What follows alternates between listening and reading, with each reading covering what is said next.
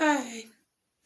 Working on that cut crease again, but it didn't come out as well with the green and the blue, but I don't know. I don't think it came out too bad. So, um yeah. I am getting ready to step out for the day. It's like 85 degrees, so I should probably do something about that shine there. Look at my look at my baby. Look at my baby girl. Look at her. She's like seriously just chilling on my pillow.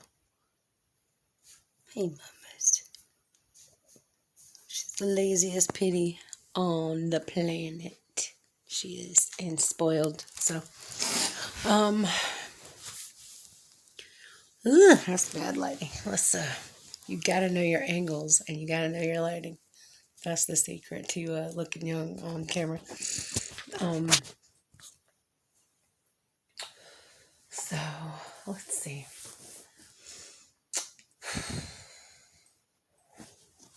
All right. I'm going to give you part one of the story. Okay. My dad moved out when I was 7 years old. My parents divorced shortly thereafter.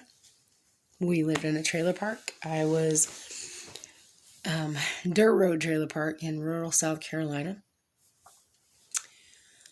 Let's see. I was an only child. My dad was an active alcoholic.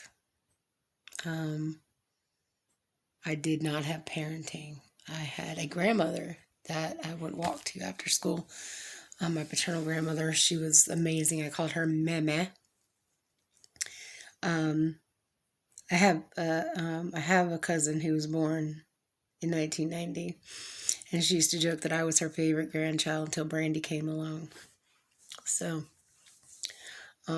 but Brandy is 2 years younger than my first, or 2 years older than my first child, so I helped raise that one too. So I call her my daughter, my kind of heart daughter, because I love my Aunt Marlene. Her mom passed away several years ago now, unfortunately. But anyway, back to my story. When I was 9, my mom sent me to a place called Milton Hershey School.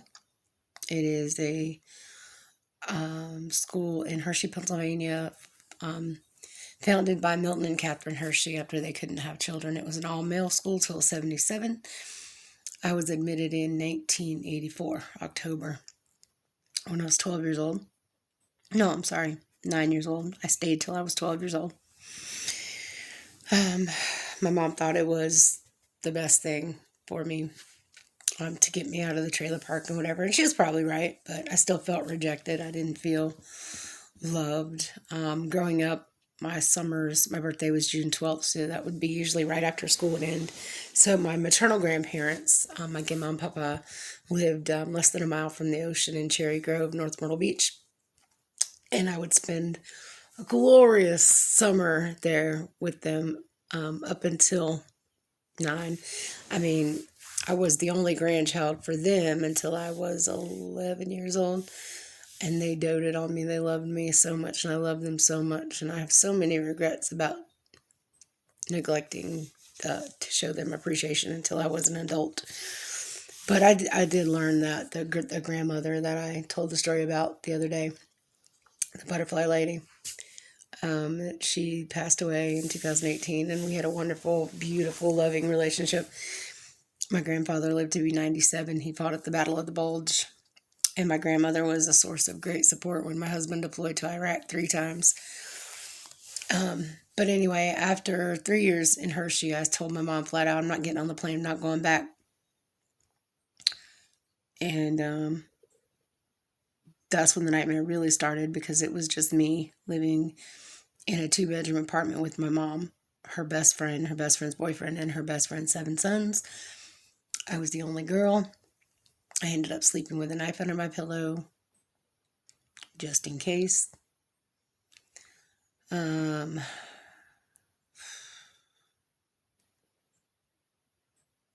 This is the hard part, but I don't want to get anybody into legal trouble. But there was a lot of inappropriate touching going on as the only girl, just starting to hit puberty.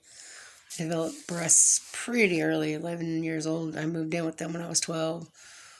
Um, my mom, when we got our own place in Darlington, she would let these boys come up and party, do whatever they wanted to.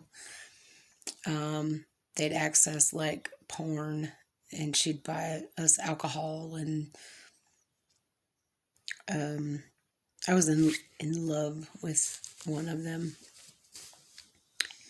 He was my first love, and I remember praying to God, just make him love me, while he was sleeping with like every girl on the planet. Hell, he had 2 kids before we ended up together with cousins. The girls were cousins. He married the second one. I never slept with him when he was married, ever. Never, never, never, never. We kissed a couple times, and then once they divorced, we ended up together. His mom used to say, I want him to be with a girl like you. And no matter what those boys did, it was always the girls, whoever's fault, you know. I will never be one of those mothers. If my sons do some fucked up shit, best believe there's going to be consequences. I'm not going to be like, it's all your fault. My son's perfect. No. I haven't talked to him in a while. My mom still talks to their mom. I've talked to her on Facebook and stuff. I'm not rude about it. It's the past, but I don't associate with the boys anymore. I mean, you gotta remember, I met them when I was 12 years old, so that's a long time. And the younger 2 sons were never really a problem. It was, in fact, the youngest son and I would used to have conversations together and stuff. I mean, he was a lot younger than me, but he was nice. And the older 2 were kind of too old to really, you know. But the 3 in the middle, yeah. I was only intimate with the one. We ended up engaged. He was addicted to drugs, went to prison. I waited for him. Don't know why. Until I met my husband. But I think after a while, when they stopped hanging out at the house in Darlington, my mom was working graveyard shift, and I got really lonely. I'd been told by alcoholics that I was a slut, a bitch. I've been pushed down. You know, kids become what you tell them they are. Words do matter. I know they don't break your bones, and I know you can overcome, but, you know, when you're young enough, that stuff gets in here and it stays there, and that's what you think. So my mom would work the graveyard shift, 11 at night to 7 in the morning. And somehow I saw 1-900 chat thing on TV or something. I don't know, but I started calling it to have company, just to have people to talk to. You're supposed to be 18, so I said I was 18. This guy came on, and we started talking. And they could put you in little, like, private chat rooms. There's a group chat, and then if you like somebody, you can, I even remember the moderator's name was Cavalier. That was his name. So he put me and this guy. I will not say his name. I know his name. I know his first and last name, but I'm not going to say it. Okay. So we would go into the little private chat, and I admitted I was 14, and he was 24, I believe. And he didn't care. He, if anything, it excited him more, and that I was a virgin, oh, forget it, yeah. He said all the right things, did everything, convinced me to run away to Los Angeles with him from rural Darlington, South Carolina. You gotta remember, this was 1990, okay? When I called a cab at 2 a.m. with my 14-year-old self, nobody batted an eyelash. Had a cache of money I took from my mom. I left her a little note and just said, running away. Got in a cab, went to the Greyhound bus station, got on a bus to Columbia, South Carolina, which is where this guy met me.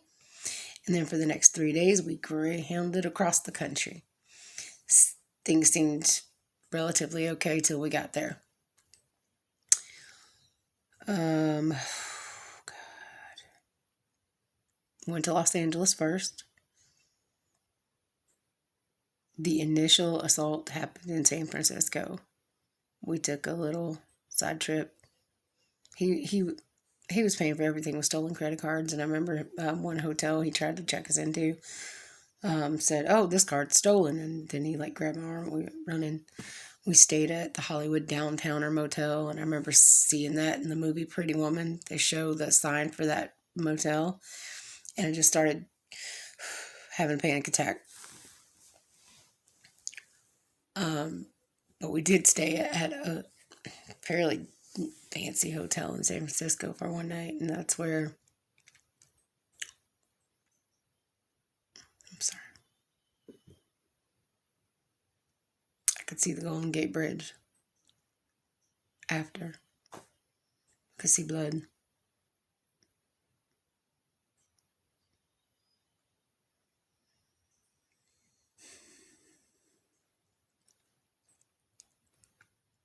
And he had to let nothing happen.